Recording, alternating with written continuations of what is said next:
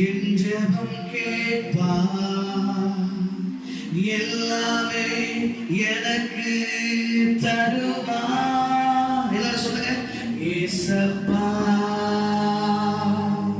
என் ஜெபம் கேட்பார், எல்லாமே எனக்கு தருவார். நல்லா நல்லா கேளுங்க பார்க்கலாம். ஏசப்பா என் ஜெபம் கேட்பார், எல்லாமே எனக்கு தருவார். ஏசப்பா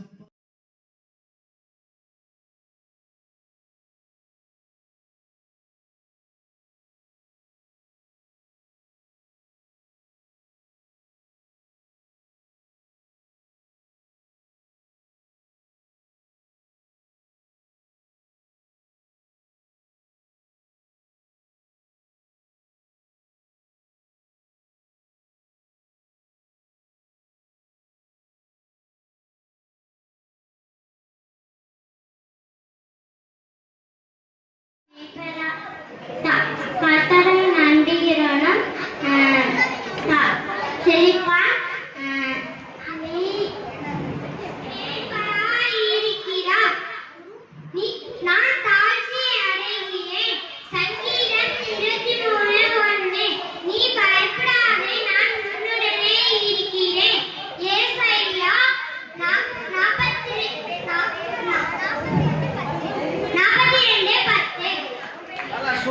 உங்களால் உண்டானதல்ல, இது தேவனுடைய ஈவு. எபேசியர் 2:8. நம்முடைய பாவங்களை நாம் அறிக்கையிட்டால் பாவங்களை நமக்கு மன்னித்து எல்லா அநியாயத்தையும் நீக்கி நம்மை சுத்திகரிப்பதற்கு அவர் உண்மையின் நீதி உள்ளவராய் இருக்கிறார். 1 யோவான் 1:9.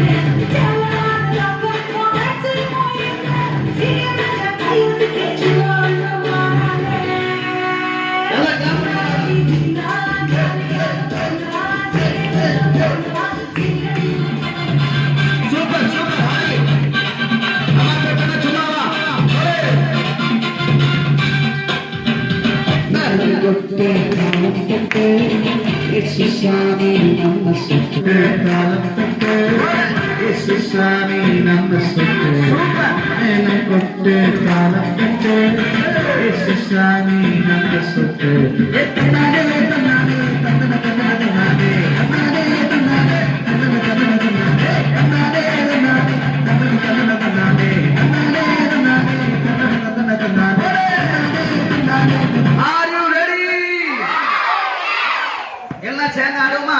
ஆட ரெடியா இருக்கீங்களா? ஆயத்தமா? நல்லா கிளாப் பண்ணுங்கம்மா. சூப்பர்.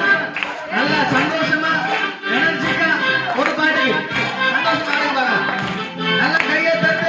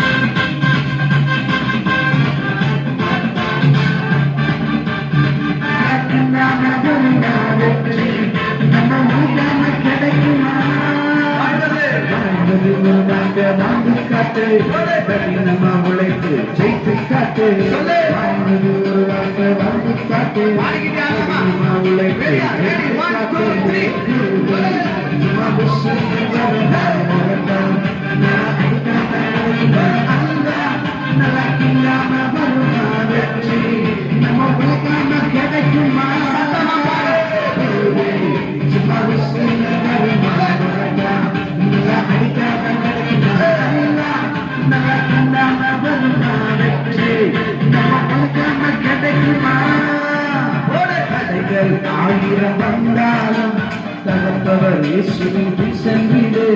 தடைகள் ஆயிரம் வந்தாலும் தகப்பவர் இயேசுவின் சென்றிடு.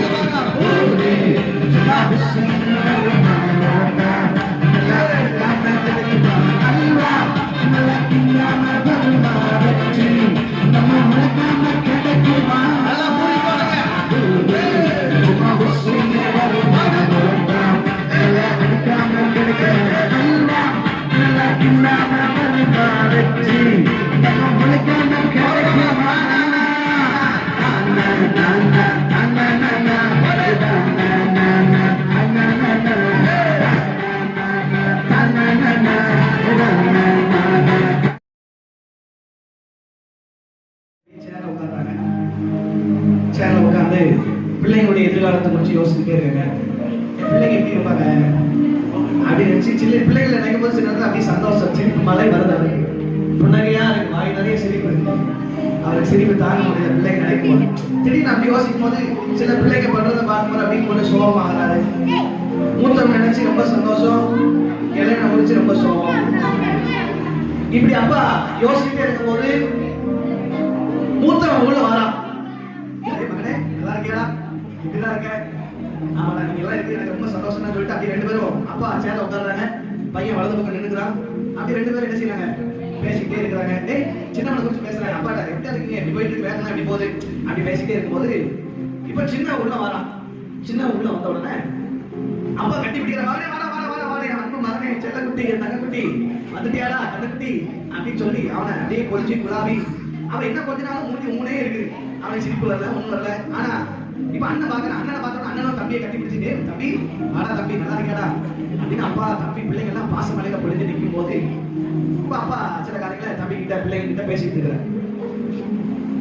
வாங்கடா நீங்க இங்க கூட இருக்க ரொம்ப சந்தோஷம் தான், நம்ம இப்படிதான் எப்பவும் ஒற்றுமையா இருக்கணும் அப்படின்னு சொல்லிட்டே இருக்கும்போது திடீர்னு அந்த ஒரு சலசலப்பு என்ன தெரியல, ஒரே பதட்டமா இருக்கு.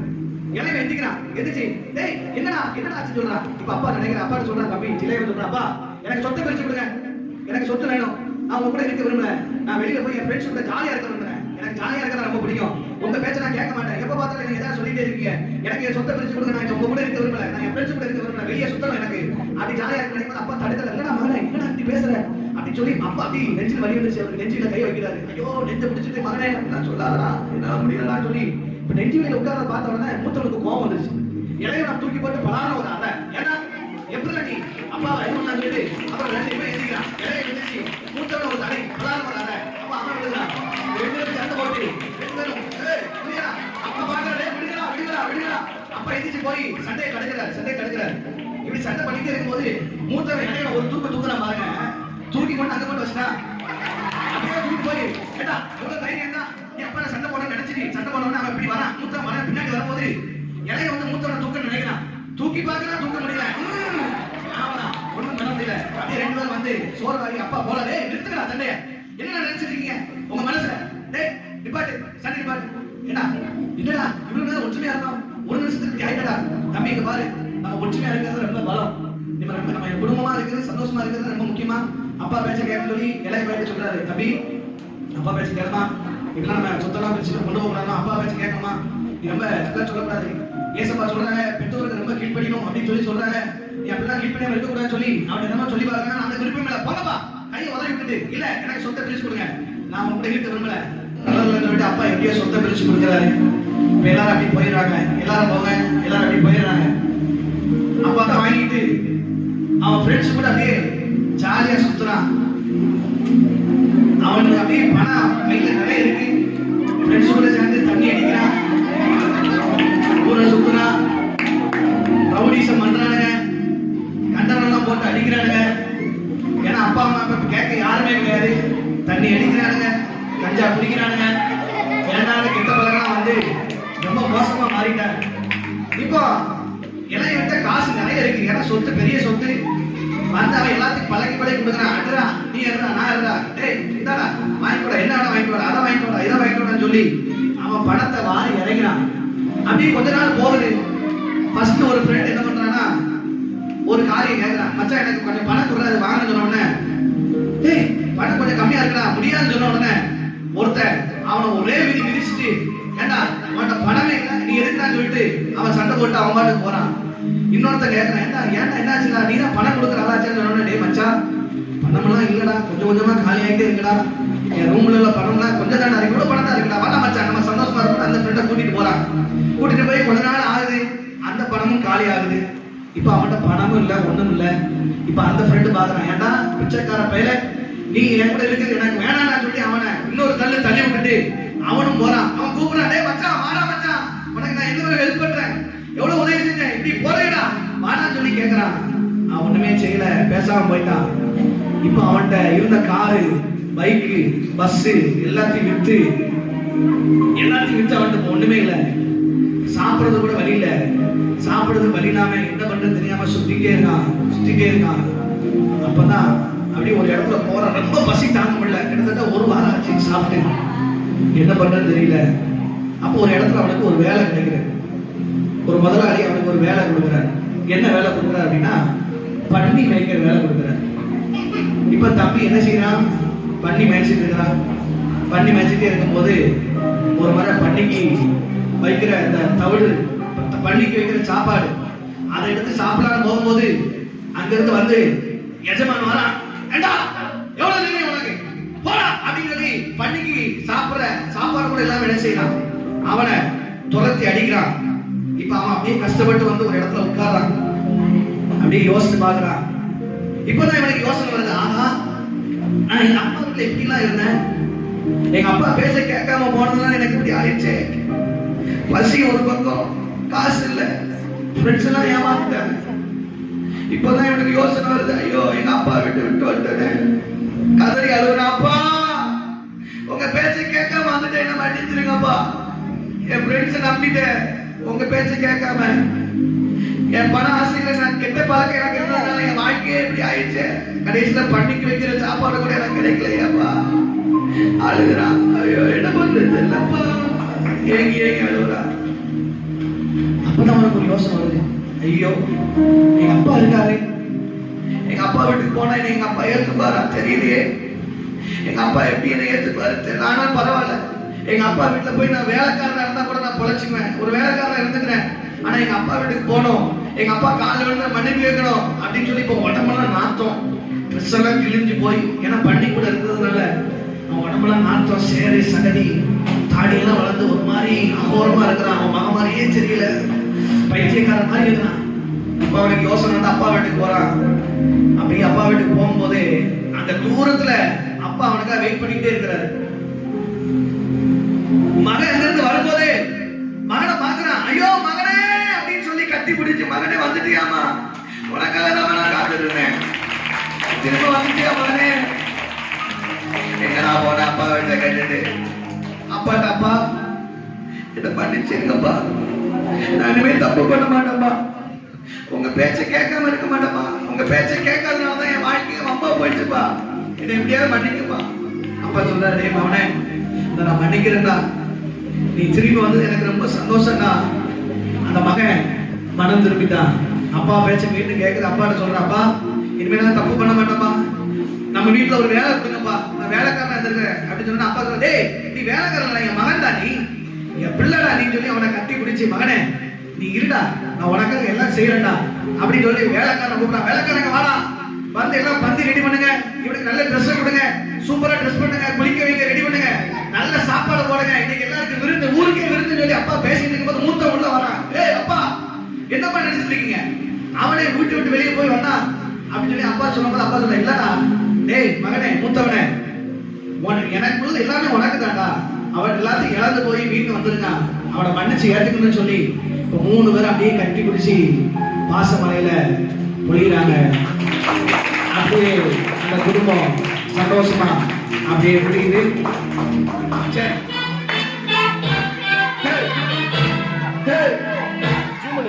நல்ல கையெழுத்து டீச்சர்ஸ், உங்க டீச்சர்ஸ் ஆடுறாங்க, நல்ல கையெழுத்து டான்ஸ் நல்லா என்ஜாய் பண்ணுவாங்க.